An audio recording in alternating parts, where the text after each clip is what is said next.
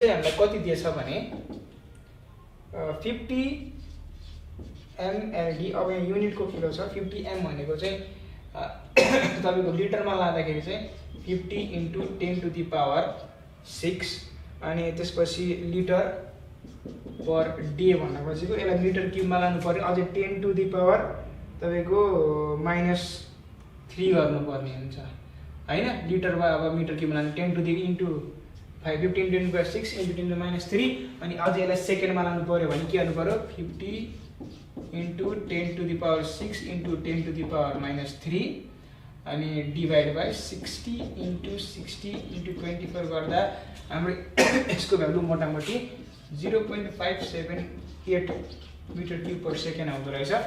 र अब हाम्रो क्यू दिएछ यति। अब यो धेरै कुरा नबुझौँ, यो प्रोसेस पनि यो बचाबचीको कुरो।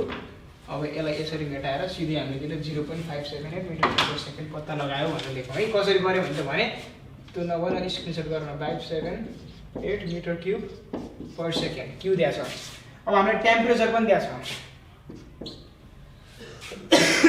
कति दिएछ 20 degree C. Specific gravity SG भनेको कति दिएछ अफ ग्रिड दिएछ है। एसजी त्यही भएर ग्रिडलाई भन्छ 2.7 र स्पेसिफिक ग्रेभिटी अफ अर्ग्यानिक म्याटरलाई पनि हामीले कति गरेका छौँ 2.7 नै दिएको छ। र के इज इक्वल्स टु हामीलाई 0.06 र एफ भनेको 0.03 दिएको छ। सबै दिएको छ हामीलाई, हामी सबै दिएछ त के गर्नु त, सबै फर्मुला याद गरे पुग्ने कुरो हो यो। तर थोरै कन्सेप्ट र थोरै मेमोराइजेसन अफ फर्मुला भन्ने कुरा हुन्छ र फर्मुला कसरी याद गर्ने त्यो पनि मैले भन्छु। के कति छ ग्रिड च्याम्बरको क्यू यति छ भनेर दिएको छ, टेम्परेचर यति छ भनेर छ, स्पेसिफिक ग्रेभिटी अफ ग्रिड पनि दिएको छ। ग्रिड जुन यहाँ हुन्छ ग्रिड यो सेवेजमा त्यसको पनि दिएको छ, अर्ग्यानिक म्याटर पनि हुन्छ यहाँ हैन हो, त्यसको पनि दिएको छ, के पनि दिएको छ, एफ पनि दिएको छ हैन। र के र एफ भनेको कन्स्टेन्ट भयो हो। ल ठिक छ।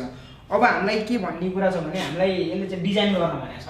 डिजाइन भन्ने बित्तिकै हामीले के बुझ्नु पर्यो, हामीले पहिला सुरु कहाँबाट जाउँ भन्दाखेरि डिजाइन भनेको जहिले पनि भोल्युमको थ्रुबाट जाउँ, किनकि भोल्युम भनेको L × B × H, किनकि हामीलाई पत्ता लगाउनु पर्ने L, B र H छ र के हो त्योसँग रिलेटेड सम्बन्धित यसरी बुझ्नु पर्यो कि न्युमेरिकल।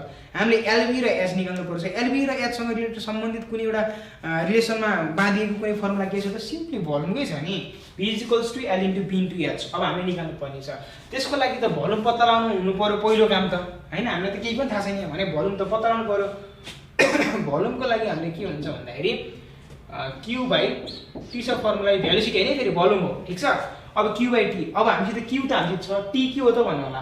T भनेको ग्रिड च्याम्बरको लागि हामीले 45 सेकेन्ड देखि फर ग्रिड च्याम्बर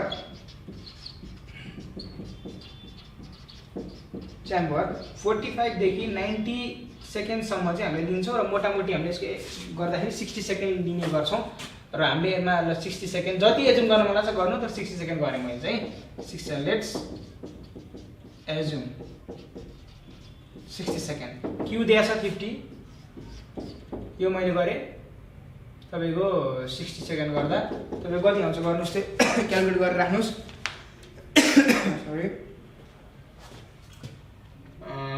सरी 50 त होइन 0.578 हो नि त्यो, 0.578 मिटर क्युब पर सेकेन्डमा छ र हामीले 60 गरेका छौँ। यो 60 गर्दाखेरि हाम्रो कति आउँदो रहेछ त भन्दाखेरि ठ्याक्क तपाईँको भोल्युम चाहिँ 34.68 मिटर क्युब आउँदो रहेछ ठिक छ। तपाईँले भोल्युम निकाल्नु भयो नि, सरले पढाउने भनेको तपाईँलाई तल, मैले तलबाट माथि पढाउँदैछु फेरि है। मेरो पढाउने टेक्निक थोरै अर्कै छ, तपाईँले अरू क्लास हेरेको भए चाहिँ तपाईँले बुझ्नुहुन्छ। मैले तलबाट माथि पढाउँछु ताकि कन्सेप्चुअली तपाईँ स्ट्रङ होस्। अब भोल्युम त आयो भनेपछि यो त आयो, हामीलाई पत्ता लाग्यो हो। अब हामीलाई यल पनि थाहा छैन, बी पनि थाहा छैन, एच पनि थाहा छैन, चारवटा मध्ये एउटा थाहा भयो। अब रिलेसन निकालेरै निकाल्यो सबैको। अब यहाँ के छ भन्दाखेरि जहिले पनि ग्रिड च्याम्बरको ब्रेथ चाहिँ हामीले जहिले पनि, अब यहाँ ब्रेथ चाहिँ हामीले जहिले पनि सामान्यतः 1 मिटर एजुम गर्छौँ। यो चाहिँ हामीलाई ग्रिड च्याम्बरको डिजाइनमा दिएको प्रोसेसले मेथड स्टेपले दिएको कुरा। ब्रेथ चाहिँ हामी सामान्यतः 1 मिटर चाहिँ एजुम गर्न पाउँछौँ हैन। र ब्रेथ चाहिँ हाम्रो 1 मिटर राखिदिउँ भनेपछि हाम्रो बी पनि पत्ता लाग्यो हो। अब हामीलाई चाहियो यल × एच। अब यल र एचको लागि चाहिँ हामीलाई फेरि सबैको एजुम गर्नलाई छैन, एक्ज्याक्ट छैन है, फेरि स्टेपले दिएको। ब्रेथको मात्र 1 मिटर। अब भनेपछि एल र एच हामीलाई पत्ता लगाउनु पर्ने छ हो। ब्रेथ पनि पत्ता लाग्यो। अब एच पत्ता लगाउनको लागि हामीले अघि के भनेको थिएँ, मैले अघि याद गर्नु त्यो फिगर, यो एच र टाइम डिक्रिमेन्टेसन टाइम दिइसकेपछि हामीले त्यसलाई के भन्ने गर्थ्यौँ मैले अघि केले सम्झाएको थिएँ तपाईँहरूलाई यो मार्कर यो मेरो हातको पोइन्टदेखि तल पोइन्टसम्म पुग्दा एसलाई टी सेकेन्ड्स टाइम लिन्छ भने त्यसलाई कुन भेलोसिटी भनिन्छ सेटल भएको छ नि त हैन सेटल भयो नि तलतिर भनेपछि त्यसलाई के भनिन्छ सेटलिङ भेलोसिटी हो ठीक छ त्यसलाई के भनिन्छ हामीले सेटलिङ भेलोसिटी भनेपछि vs भनेको h/t हो तर हामीलाई अब यो vs त थाहा छैन फेरि हैन हामी लिंक बनाउँदै जान्छौँ हैन vs त हामीलाई थाहा छैन तर हामीलाई vs त हामीले एउटा यो फर्मुला अघि मैले तपाईलाई सुने भन्थे नि vs h/t एउटा नर्मल फर्मुला भयो तर ग्रिड च्याम्बरले दिएको हामीले अर्को फर्मुला vs भनेको कति हो 60.6 sg-1 d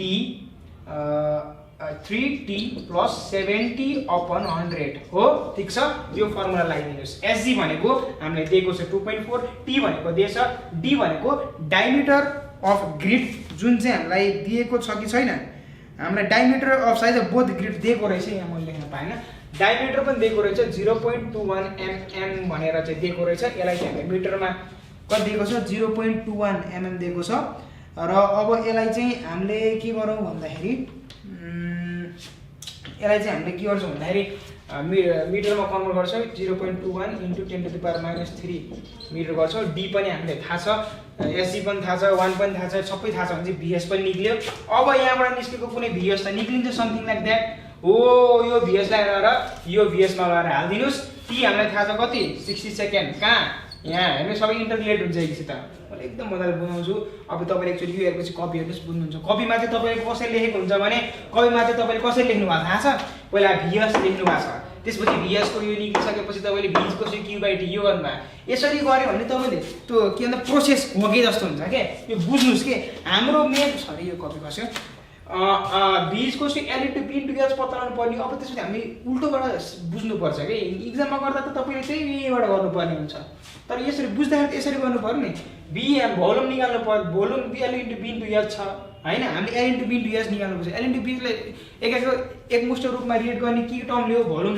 भोल्युम हामीले पत्ता लगाउन सकिन्छ q/t गरेर q1 ले थाहा छ t हामीले एजुम गरेको छ भोल्युम निक्ल्यो अब हामीलाई दुई तीनटा टर्म थाहा छैन तर ब्रेथ त हामीले 1 मिटर एजुम गर्नु भने हामीलाई ग्रिड च्याम्बरले दिएकै छ vs भनेको h/t हामीले तपाईलाई मैले अघि सम्झाइसके h/t छ तर vs भनेको फेरि ग्रिड च्याम्बरले अर्को कुरा के देखायो यसको अर्को फर्मुला नि दिएछ सिम्पली यो फर्मुला राखेर vs पनि तपाईले निकाल्नुहुन्छ अब तपाईले h पनि निकाल्नु भयो हो यहाँबाट h निकाल्नु भयो v निक्ल्यो b निक्ल्यो h निक्ल्यो अब l निकाल्न सक्नु भयो कि भएन एउटा मात्र अननोन भएपछि यो त तपाईलाई सम्झाउनु पर्दैन इन्जिनियरिङ खतरा सबै इक्वेसन सल्भ गर्न सकिसक्नु भएको छ यो निक्ल्यो तपाईले हेर्नु है कसरी निक्ल्यो फेरि त्यो पनि भनिदिनु पर्यो र ल ठीक छ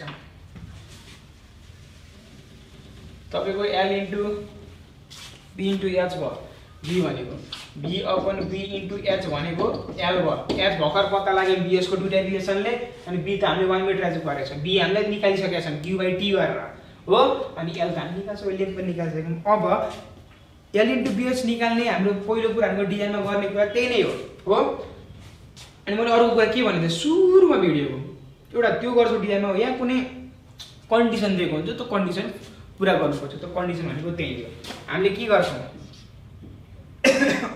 settling down of organic matter पनि निकाल्छौँ कति 60.6 अघि मैले तपाईलाई फर्मुला दिएको थिएँ नि